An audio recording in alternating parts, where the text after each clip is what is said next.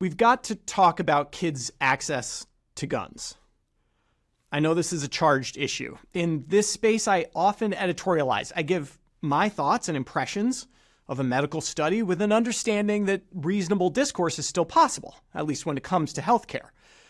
But guns are different. Some of you may think an associate professor of medicine and public health is a great person to discuss the gun issue, as it is a medicine and public health problem. And some of you may think guns have absolutely nothing to do with either of my specialties, and I should stay in my lane. But I don't want to avoid this.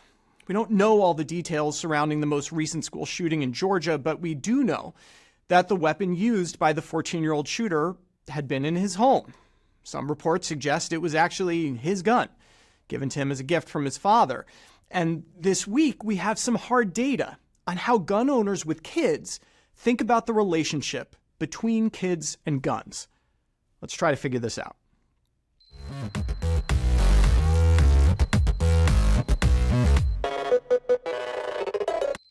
I think the best thing I can do with this subject is stick to the facts as much as possible and flag carefully where I'm drawing inference. So let's get started. Fact number 1. Firearm-associated injuries are the leading cause of death in children and adolescents in the U.S., outpacing motor vehicle accidents since 2020. A bit more than half of these are death from suicide. Fact number 2. Children with guns in the home are more likely to die from suicide. This meta-analysis from the Annals of Internal Medicine estimated the risk of completed suicide is 3.2 times higher when a gun is in the home, and the risk of homicide is 2 times higher. Fact number 3. Studies show that 4 storage practices are associated with a lower risk of a child being harmed by a gun in a home. Guns should be locked safely, stored unloaded, and stored in a different location than ammunition, which should also be locked. Each of these factors were associated with a 50 to 70% reduction in the risk of a child being harmed by a firearm. Looking at these data, it makes me think of the concept of responsible gun ownership. Just to be clear, I'm moving out of facts and into inference now. None of these reductions are 100%. Given the risk associated with owning a gun in a house with children, is there a way to do it safely, truly safely? Or is that a pipe dream? Is it akin to talking about responsible tiger ownership or something?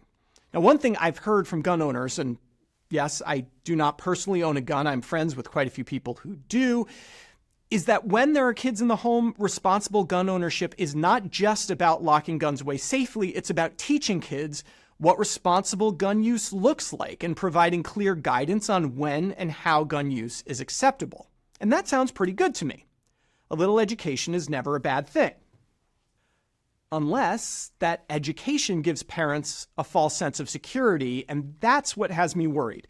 After reading this paper from JAMA Pediatrics that came across my desk this week, this is a rather simple survey study, a representative sample of gun-owning adults with children in their home from 9 states, which I've shown here.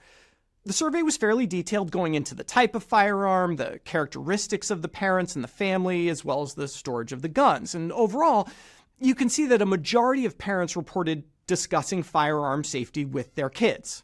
Half had demonstrated proper firearm handling. A third had taught their kids how to shoot a firearm. This is all fine, until you look at the association between teaching your kids about guns and safe gun storage. What the authors found was striking. Parents who said they taught their kids about proper firearm handling or taught their children to shoot a firearm were up to twice as likely to have at least one gun unlocked and loaded in the house. That's the data. The inference is that these parents feel safer having educated their children about guns and thus feel more comfortable leaving a loaded gun unlocked. This scares me a bit since the data linking safe storage of firearms with safe kids is so strong. But the data we don't have is the relative impact of unsafe storage among gun-educated versus uneducated children. There's an argument to be made that maybe these kids are fine, they know enough about the gun to respect the gun. But we do well to remember that kids make mistakes. Kids are impulsive and irrational.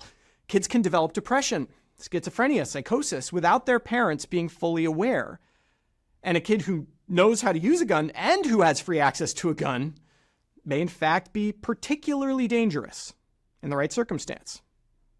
That's an inference, of course.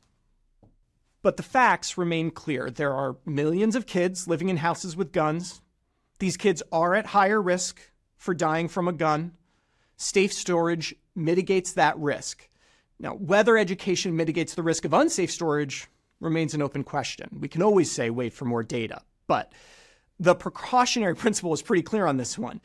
If you own a firearm and you have a child in the house, no matter how well you've taught that child to respect the weapon, how knowledgeable they are about it, how safe they have demonstrated they can be with it, please lock it up, unload it, and lock ammo up elsewhere. Keep the tiger in the cage. For Medscape, I'm Perry Wilson.